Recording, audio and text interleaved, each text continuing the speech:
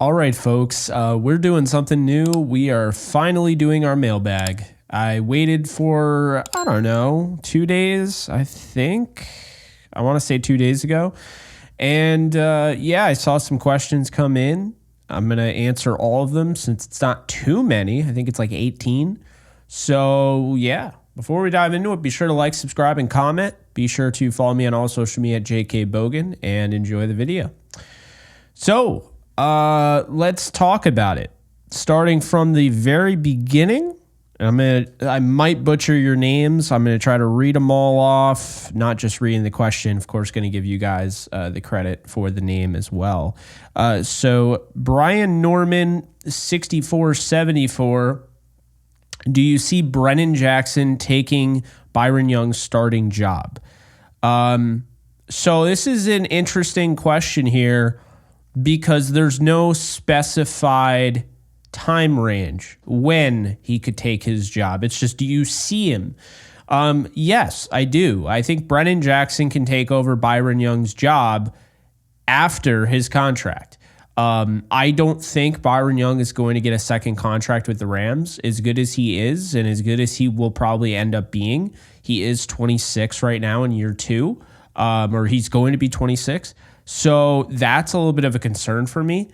I could see Brennan Jackson taking over, that starting job after Byron Young leaves, not a minute before.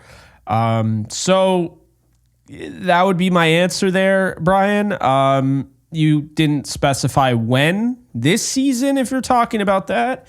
Absolutely not. No, he's not going to take over for Byron Young this season, unless, God forbid, Byron Young goes down with an injury. But I think down the road, he absolutely could, yes. Mikey49, appreciate you guys, by the way, for participating. Means a lot. Can you just go live more consistently? That's all we really want, man. I do want to go live more consistently. The reality is, while I went live the other day, the numbers are not bad, but it's going to take a lot of bandwidth to go live. I'm not talking about literal bandwidth. I'm talking about, mentally and all of that. And with everything I'm trying to do right now, I just can't commit to going live every single day. So I'll try to do one, once a week during the dead period of the season. And then, as time moves on, you'll see more lives consistently. I think right now, though, I like, the way I have it. Doing it once a week in a video is probably the move until it gets, sped up. So, but appreciate the comment, and I'm glad you want to see me go live more. That's a good thing, right? It means you want to see more of me. Can't complain. Ruiz, Super Bowl 56 champs. Appreciate you, Ruiz. Yo, Jake, been trying to reach you in regards to that Ram ticket. How's the Philly game sound for you? I reached out to you on PlayStation Messenger. Let me know if you. Okay, I appreciate that, man. I'm definitely not saying no on that. I would need more information, of course. Now, you reached out on PlayStation Messenger. That might have been literally the day I stopped playing. I'm not done for good. I've been very busy, so I haven't gone on PlayStation. So I'm sorry I haven't seen it. But yeah, I'll check that out. And or if you want to DM me on Twitter at JKBogan, that too. I appreciate you, man, as always. Hudson Bowman here. How much stock should I put in Kyren Williams in fantasy football with the addition of Blake Corum? Now, this is an interesting one because this question came after the injury. Or before the injury, excuse me. So now that I have additional context that was added because of, Kyren Williams missing minicamp or, OTAs, I'm going to stand by this. You should put in a lot of stock in Kyren Williams in fantasy football. The addition of Blake Corum, while I think it could impact him a little bit, Kyren Williams is still the guy, and he's ultimately the reason the Rams have gone so run heavy with their approach, going out and getting the guys they did in the offseason. So I think that there's a little bit of something to monitor there with Blake Corum, but he's never played an NFL down before, and Kyron Williams, first year as a starter, while he missed 4 games.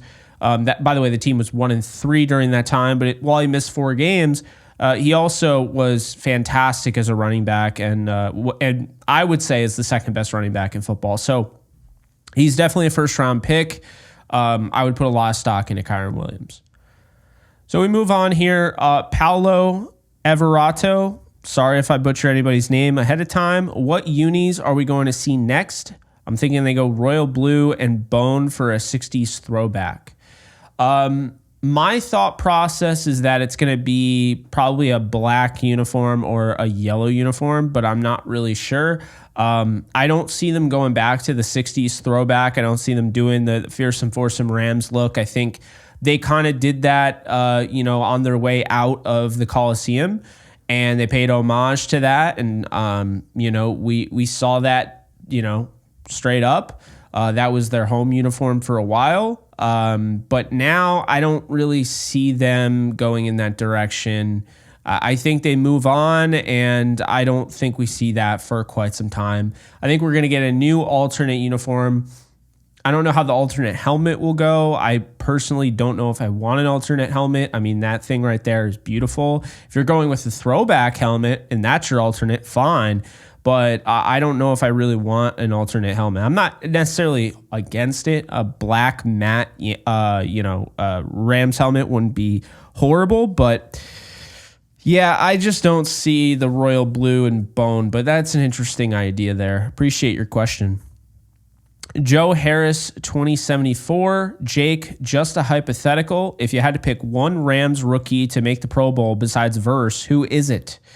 Very good question. It'd have to be Braden Fisk. Now, you could also argue that this could be Cameron Kinchins, or I would even make this argument. You could make the argument that it would be Joshua Carty, the kicker, because I'm that high on him. I'm going to go with Braden Fisk and Braden Fisk only if I can't go with Verse. But I like the question there, Joe, and appreciate your comment. Rams Country 636. Does bad officiating hurt the Rams this year like it did last year? Well, unfortunately, I am not, I have not gone into the future to find that out, but knowing how officiating is, it's probably going to hurt everybody. There's always bad officiating, so I'll go with yes. It's going to hurt the Rams at some point. Let's just prepare for it now. Avatar Dan 5928. If Boston Scott is not the main kickoff or punt returner to start the year, who do you see taking that role? I think he's definitely going to at least be the kick returner, maybe not the punt returner. If it's not him, I could see 2 guys. Okay, the first thing I'm going to say is I could see UDFA out of Kansas, Kenny Logan Jr. He returned kicks in college. I could definitely see him doing that.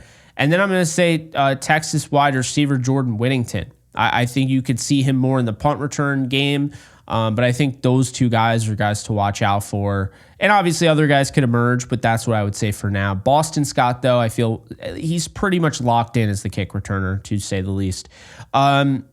User C7XK7CK3. Hey, Jake, I'm seeing is number 1 in rushing offense, number 1 rushing touchdowns, and our defense being top 12 to top 15, and markedly better even without AD. What are your thoughts about this take? So you think the Rams are going to have a number 1 rushing offense, number 1 rushing touchdowns, defense in the top 12 to 15 range, and better without AD? I think that's fair. I don't know if I would say they're the number 1 rushing offense, but I think they're going to be a top rushing offense. I think they'll be a top 3 offense, book it. And I think their defense is going to be top 15. So we're not that far off. Thanks again for your comment. Adriana Gulo, 2024. What are your thoughts on our secondary? Should we bring back a veteran like Johnny Johnson back? Who in your eyes is our cornerback 1?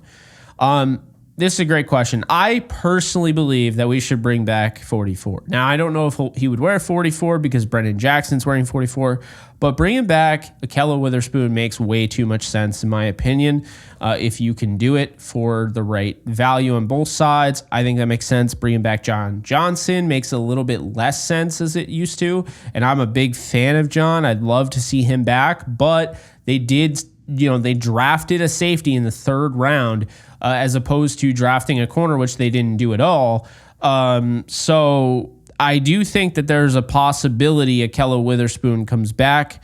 My thoughts on the secondary are that, if you bring somebody in, great. If you don't, number one corner, to answer your question, is Darius Williams. I think Tre'Davious White has the ceiling to be the number one corner, but coming off an injury, Darius Williams looked outstanding at points last year for the Jaguars. I would say he's your number one corner. Moving on, Delbert Salgado, 50-67. My thoughts turn to special teams play. Curious, can you shed some light on the return game and field goals? Well, field goals, you got a really good kicker in Joshua Carty. The return game, to kind of answer a question previously, that we already talked about, Boston Scott and I think Jordan Whittington as punt returner. Boston Scott as kick returner. Could do them both, but I think that's what you're going to get there. Wolf 2674. What do you see changing on the defense now that Shula is the DC? More zone blitzing, more 4-3 with Kobe and Fisk at DT and Verse and Young at DE, et cetera, et cetera. I think with Shula going around the rim here, you're talking about Brandon Staley's influence and Wade Phillips' influence and Raheem Morris's influence. I think he's going to run more of a multiple defense. I think it'll be similar, but I think Sean McVay is going to let him do what he wants to do. I think he's going to have more creative control. This is somebody who's learned, and he's learned from some of the best at his position. So, I could definitely see more zone blitzing. I think they're going to play a lot of match zone. I think they're going to have a lot of, I would probably say they'll play that soft zone coverage that makes you want to rip your hair out. But, that's part of the deal. I will say this, though. Aaron Donald retiring does change how you utilize the defense. So it will be interesting, and it won't be the same thing as last year. Eyes on South Florida, I have a question, but if you don't like it, just skip it. I'm not skipping any questions, guys, as long as it's appropriate. I was wondering if you have any tips for starting a YouTube channel, and if there is an early live stream requirement on YouTube, would you recommend another live stream option / service for live streaming local high school games and other South Florida events? Thanks if you answer or not. So my tip for starting a YouTube channel is commit to it. Stay focused. Just if you have that tunnel vision, that's a good thing in a sense. Put your head down and work. Just hit record. But also, a key tip is to focus on your niche. Because what so many people do early on is, I like food, and I like music, and I like movies, and I like sports. And they try to make this about them. And, I mean this with all due respect. If you are not a well-known person, people are not going to care about a miscellaneous channel. And I've even dealt with that. And I have over 26,000 subscribers. You have to establish your presence in a certain niche before you get going anywhere else. So you have a niche, it looks like, local high school games and other South Florida events. Be careful with that because, again, if you start really finding, wow, this high school game niche is really good, and then you start putting other events out there like concerts and stuff, it might deter your audience. So that's what I would say. Eyes on South Florida. I would definitely say, keep plugging away and focus on your niche, and you'll do fine. Also, focus on quality over quantity. I know I say this all the time, and it sounds ridiculous because I post a lot, which is quantity, but I also focus on quality. I want to know what I'm talking about before I actually say it. And so, I think if you have a good camera, if you have a good, microphone, however you do it, just do it the right way, because you only get one chance to make a first impression, and you want it to be a good one. So thank you for the question there. Jack Schuler, what receivers should try to sign to a long-term contract to help balance the receivers who are on a 1 or 2 year contract? So this question's a little confusing. So I don't know if you're asking, if there's anybody out there the Rams should sign, because the answer for me would be no. But as far as a guy that they should try to sign to a long-term contract, wait until after this year, but Puka Nacua at some point is kind of a no-brainer, and potentially Tutu Atwell, and potentially, not really long-term, but like another 1-year deal, Demarcus Robinson. So I wish I could have given you a better answer, but I was kind of confused on that, so I gave you the best answer I could. Okay, let's see. Janice Sadin, 2460. Sorry if I butchered that name. Will Cam Kinchins beat out Lake for starting safety? I just don't see that. I mean, I think it's hard, because if Lake is playing the star, then he just has a role, and Cam Kinchins is a different animal. I think they can both coexist. I think they could both be on the field with Cameron Curl. So I'm not necessarily worried about that. But as far as Cam Kinchins straight up beating out Quentin Lake for playing time, I just don't see that. I see somebody that is going to help immediately, ball hawking ability and all. But Quentin Lake is probably, if I was going to pick anybody on this team that's a secret superstar, it's Quentin Lake, and I wouldn't even think twice. Last but not least here, unless maybe I'm missing. Am I missing any? Let's make sure I'm not missing. Okay, I'm not missing anybody. Cool. Last but not least, we have Paulo Leverado, 6821. Which cities do you want to see the Rams play in, domestic and foreign? Also, they're talking Australia for game, and Rams own the rights to that market. So, since I have a foreign audience, I definitely don't want to upset anybody. My thing that I will start off with is that I would rather have the Rams not play overseas, because they have essentially 17 games. And we've seen the margin for error is very slim. And they have 17 games to get things going. And if they don't get it going, they can miss the playoffs. They've done it at 9-7 before, having a winning season. So because you don't get 162 games like baseball or 82 like basketball and hockey, these 17 are so important. And to give any sort of, favoritism or advantage, probably advantage is a better word. You're giving any sort of advantage to a team, regardless of who it is, because whoever the Rams play, at that point, if the Rams are hosting it, that's their home game. So they just lost a home game on the year. Then, of course, they would have a bye, but you still have that travel. You still have the potential of jet lag and things like that and taking you out of your rhythm. So I would prefer they play all 17 games in the United States. With that said, to answer your question, if I had to pick anywhere foreign, I would like to see them this is tough. I mean, you have all these foreign places and everything. I think Japan would be kind of cool.